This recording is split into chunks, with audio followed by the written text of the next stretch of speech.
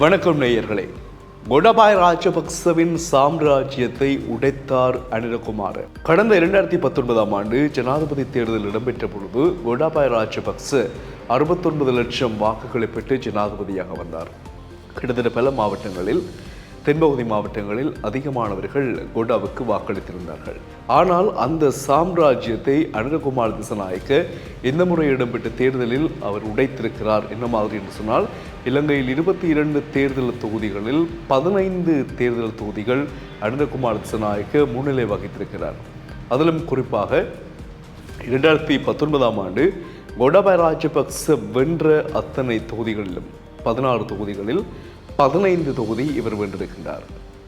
அதிலும் குறிப்பாக பதுளை மாவட்டம் என்பது கோட்டாவினுடைய இன்னொரு பெரிய ஒரு பலமாக இருந்தது. அந்த பலத்தை சஜித் பிரேமதாச இந்த முறை உடைத்திருக்கிறார். அந்த இடத்தில் சஜித் பிரேமதாசவிற்கான வாக்குகள் அதிக அளவில் கிடைத்திருக்கின்றன. இந்த 22 தேர்தல் மாவட்டங்களில் 15 அனிலகுமார் திசாநாயக்க வசமும் பெரும்பான்மை வாக்குகளும், மிகுதி 7 தேர்தல் மாவட்டங்களில் சஜித் பிரேமதாச பதுளை உட்பட அதிகமான வாக்குகளை பெற்றிருக்கின்றார்கள் என்பது ஒரு செய்தியாக குறிப்பிடப்பட்டிருக்கிறது. இந்த வெற்றியின் பின்னால், கோட்டாவினுடைய சாம்ராஜ்யம் உடைக்கப்படுவதன் பின்னால் அதிகமான சிங்கள மக்கள் ஏன் அனிலகுமார் திசாநாயக்கவை வெற்றி பெற செய்தார்கள் என்ற ஒரு கேள்வி எல்லோருக்கும் எழலாம். பொதுவாக இலங்கையினுடைய தேர்தல் காலம் என்பது, தேர்தல்கள் வருகின்ற பொழுது எதனை முன்னிலைப்படுத்தி வேட்பாளர்கள் தங்களுடைய பிரச்சாரங்களை மேற்கொள்வார்கள்? இனம், மதம், யுத்தம், இந்த 3 நடவடிக்கைகளை முன்வைத்துத்தான் அவர்கள் பிரச்சாரங்களை மேற்கொள்வார்கள்.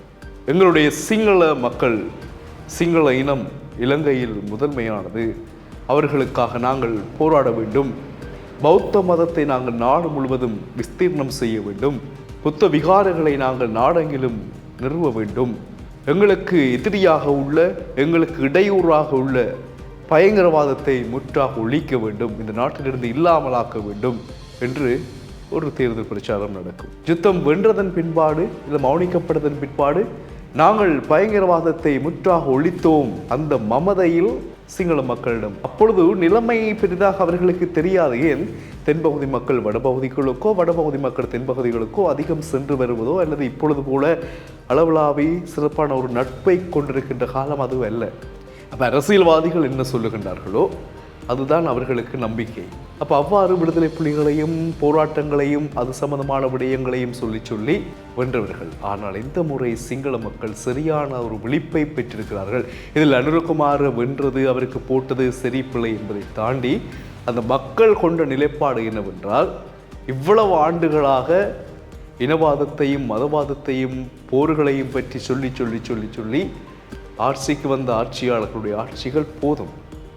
யுத்தத்திற்கு போனவர்கள், துணை நின்றவர்கள், வென்றவர்கள், வெல்ல வைத்தவர்கள், எங்களுக்கு நாட்டினுடைய அபிவிருத்தி, நாட்டினுடைய முன்னேற்றம், நாட்டினுடைய போக்கு சீரானதாக அமைய வேண்டும். ஒரே மாதிரியான முகங்களை மீண்டும் மீண்டும் மீண்டும் மீண்டும் மக்கள் பார்த்து வந்த காலங்கள் போதும்.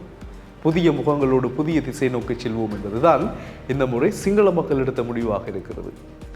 இது ஒரு வகையில் நல்ல முடிவாகவும் பார்க்கப்படுகிறது. ஆனால் தேர்தல் பிரச்சார கூட்டங்களில் அனிலகுமார் திசாநாயக்க தற்போதைய ஜனாதிபதி சொன்ன விடயங்கள் நடைபெறுமானால், அது நிறைவேற்றப்படுமானால், அதற்குரிய முயற்சிகள் எடுக்கப்படுமானால் பெருவெற்றியாக அது அமையும்.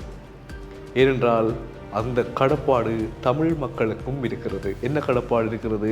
தமிழ் மக்களிடமும் காலங்காலமாக ஏதோ 1-2 விடயங்களை மட்டுமே சொல்லிக்கொண்டு எங்களை சூழ்ந்திருக்கக்கூடிய மூத்த, பழமையான, வயது கூடிய, ஒன்றுமே செய்ய முடியாத என்று மக்களால் சொல்லப்படுகின்ற அரசியல்வாதிகளை நாங்கள் களைந்து புதியவர்களை தெரிவு செய்து ஒரு புதிய திசை நோக்கி செல்லலாம் இல்லையா?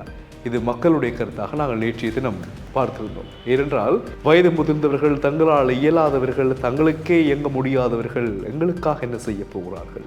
புதியவர்களை, துணிச்சலானவர்களை, தைரியமானவர்களை, சுறுசுறுப்பானவர்களை நாங்கள் கொண்டு வருவோம் என்பதற்கான ஒரு அத்திவாரமாக சிங்கள மக்களால் தெரிவு செய்யப்பட்ட அனிலகுமார் திசாநாயக்கனுடைய இந்த சம்பவத்தை மக்கள் இப்பொழுது ஊகிக்க ஆரம்பித்திருக்கின்றார்கள். தமிழ் மக்கள் வடக்கு கிழக்கு. அப்போ கோட்டாவினுடைய சாம்ராஜ்யம் அல்லது பழைய தேர்தல் வேட்பாளர்கள், பழைய அரசியல்வாதிகளுடைய சாம்ராஜ்யம் எப்படி உடைந்து புதியதொருவர் நியமிக்கப்பட்டாரோ அதே போல இங்கும் காலங்காலமாக தேசியம் அது இது என்ற விஷயங்களை சொல்லிக்கொண்டு தமிழ் மக்களை பகடைக்காய்களாக பயன்படுத்தக்கூடிய தமிழ் அரசியல்வாதிகளுடைய ஆசனங்களும் வெகு விரைவில் கிளியும் என்பது மக்களினுடைய ஒரு உறுதியான நிலைப்பாடாக இருக்கிறது. மீண்டும் சந்திப்போம், பொறுத்திருந்து பார்ப்போம். எங்களுக்கான தேர்தல் வரும், மக்கள் அந்த தேர்தலை சரியாக பயன்படுத்துவார்கள். அதற்கான ஒரு கங்கணம் கட்டப்பட்டிருக்கிறது. மீண்டும் சந்திப்போம்.